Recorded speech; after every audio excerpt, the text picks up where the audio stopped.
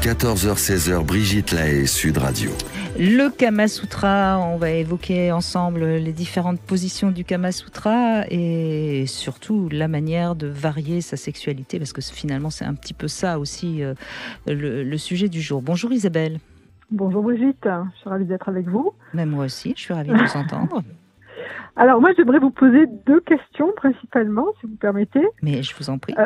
Je suis actuellement pas en couple, mais ce qui m'empêche pas d'avoir des partenaires de jeu, on va dire. Et je connais. En fait, j'ai jamais eu de livre entre les mains sur le Kama Sutra.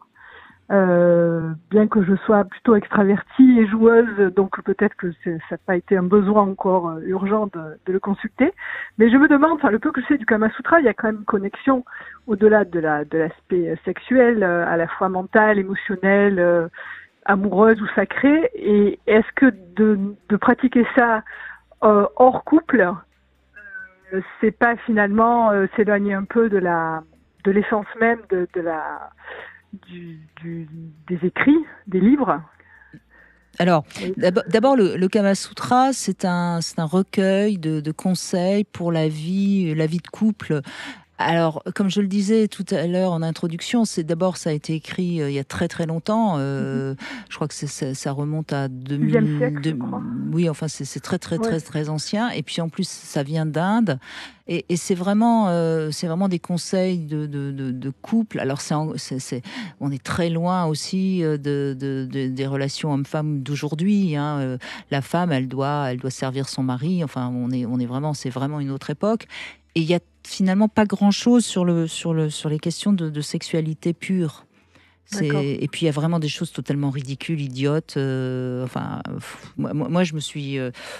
Je l'ai lu par conscience professionnelle, mais c'est franchement c'est rébarbatif, c'est pas. C'est désuet sûrement. C'est très désuet, oui absolument, c'est tout à fait le terme. Voilà, bon donc voilà. Ensuite, si on parle de l'amour sacré, parce que je crois que c'est ça que j'ai entendu dans votre question. Oui, l'amour dans un couple amoureux. Le Kama Sutra dans un couple amoureux ou dans des jeux avec des complices plutôt, on va dire. Oui, mais moi je crois qu'il faut bien comprendre une chose. La sexualité, c'est aussi une expérience qui nous permet de nous connaître et de nous éveiller et de grandir. Tout va dépendre comment on pratique le sexe. Si vous pratiquez le sexe d'une manière très égocentrée, en tenant absolument pas compte de l'autre, vous êtes très loin de l'amour sacré ou du sexe sacré. Si vous pratiquez, même avec un étranger, un inconnu, avec une sorte de réceptivité à l'autre, tout en vous ouvrant à l'autre, puisque vous êtes une femme, donc la femme dans la sexualité sacrée doit apprendre à s'offrir et à s'ouvrir. Bon, vous pratiquez du sexe sacré, c'est pas forcément nécessaire que ce soit avec un partenaire régulier, etc. Voilà, après le truc, il faut pas que ça tombe plus justement, ne pas utiliser ce mot, mais plutôt des pratiques qui peuvent aller même vers de la gymnastique, selon les positions qu'on veut essayer. Mais c'est vrai qu'on s'éloigne du mot même de Kama Sutra. Si on est sur l'aspect purement technique, j'allais dire... du sexe, quoi. Donc pour moi c'est vrai que c'est un tout, donc je l'ai pas pratiqué. Dès que je suis en couple, c'est vrai que c'est quelque chose que j'aimerais beaucoup faire, comme le tantra, qu'on peut pas faire, je pense, avec un... Mais on peut faire du tantra avec un inconnu, Isabelle. Je vois pas pourquoi on ne pourrait pas faire du tantra avec un inconnu. À partir du moment où vous êtes dans le respect de l'autre et dans le respect de votre féminité, vous faites du tantra. Vous savez, on met des mots très très savants sur des choses spirituellement très très élevées. Mais je veux dire, rien que d'être en position de lotus, à ressentir votre vulve qui va légèrement s'ouvrir, vous êtes déjà dans ce que on pourrait appeler du tantra. Puisque je suis assise d'ailleurs en position de lotus. Et ben voilà, et donc je vais me mettre moi aussi en position de lotus et nous allons faire du tantra toutes les deux. Oui, d'accord. Vous voyez ce que je veux dire? C'est cette capacité à être dans ces sensations et à réellement ressentir et à souffrir. S'offrir à l'autre et non pas à souffrir.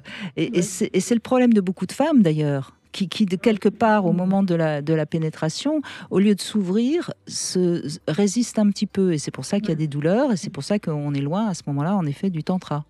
D'accord. Mais encore une fois, le tantra, en France, il est souvent, les écoles de tantra en France sont souvent des écoles qui sont très très loin de ce qu'est le réel tantra, parce que en fait, le tantra, moi et Alain Héril est assez d'accord avec moi sur ce point. Il faut d'abord avoir soi-même déjà fait un parcours un peu spirituel pour pouvoir pratiquer le tantra. D'accord. Donc c'est pas un week-end de tantrisme qu'on va.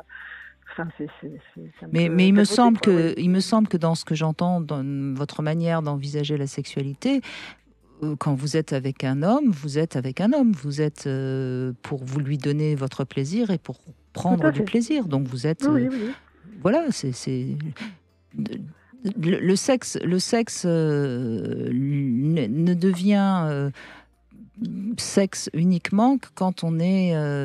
dans une relation d'emprise, quand on est vraiment dans quelque chose j'allais dire, de presque mécanique, ou juste pour satisfaire une tension. Ouais. Mon autre question, il me semble que ça a été écrit par un brahmane, donc une personne religieuse, et m'est revenue en tête cette très belle chanson de Lalanne, qui a dit beaucoup de bêtises, mais qui a écrit quand même de très jolies chansons il y a quelques années. C'est vrai. Ouais, et où il disait, en parlant des curés, comment peut-on parler d'amour sans l'avoir fait? Donc je me dis, comment un brahmane peut... alors je sais pas, dans la religion hindoue, est-ce qu'ils peuvent être en couple, mais je pense pas qu'ils soient extrêmement extravertis au niveau sexualité. Comment en fait une personnalité religieuse peut arriver à écrire des choses, parce qu'il y a moi je suis allée en Inde, j'ai vu des sculptures tantriques très très crues, même certaines je crois ont été détruites tellement c'était sans tabou quoi, et je trouve ça un petit peu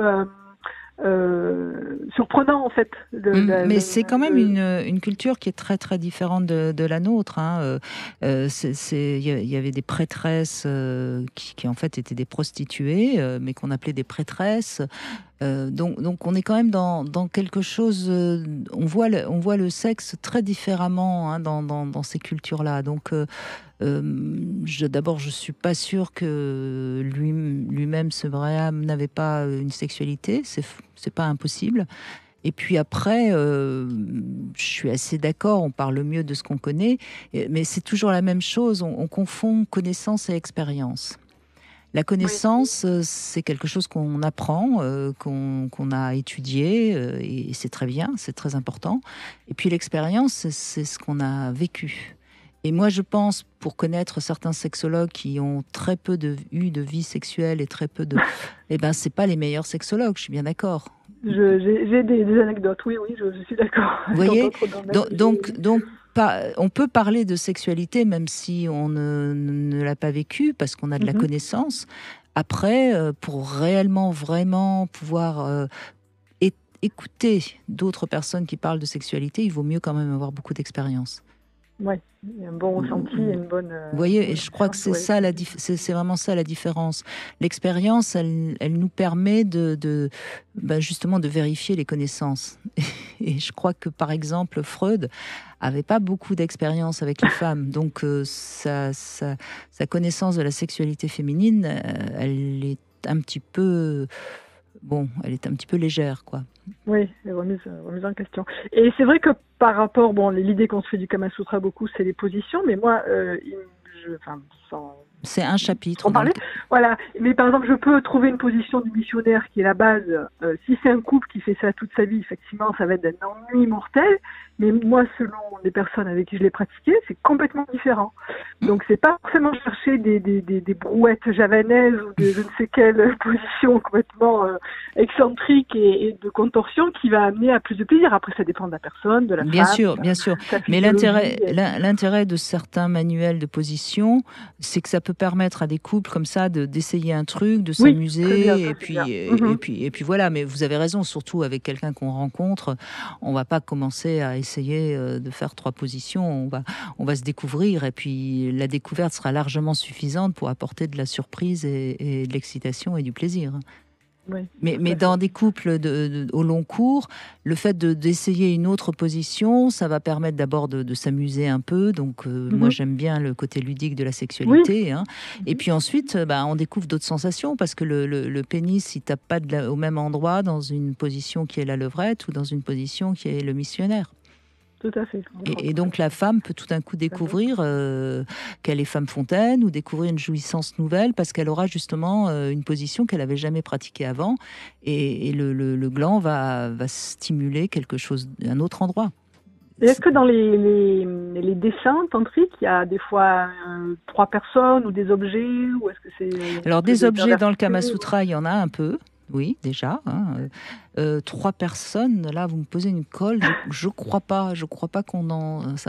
Mais je ne l'affirmerai pas parce que je l'ai lu il y a plus de 20 ans, donc qu'on me pardonne si ma mémoire. Mais je ne crois pas. Ça m'étonnerait parce que c'est quand même avec une morale assez forte. Hein, c'est le couple, la base, d'accord. Oui, c'est le couple et ce que doit faire la femme pour plaire à son mari, pour le garder et pour le faire jouir. Hein. C'est quand même, on est quand même vraiment dans le machisme des siècles derniers. Hein. Bon, je m'en vais m'en procurer un quand même. Oh non, franchement, si vous voulez, pourquoi pas pour vous amuser. Mais franchement, c'est pas un livre indispensable pour bien connaître la sexualité. Il y a des livres bien plus intéressants qui sont beaucoup plus actuels et qui sont, à mon avis, bien plus riches en conseils et en vérité. Voilà. Merci Isabelle, en tout cas, de cet échange. Merci beaucoup.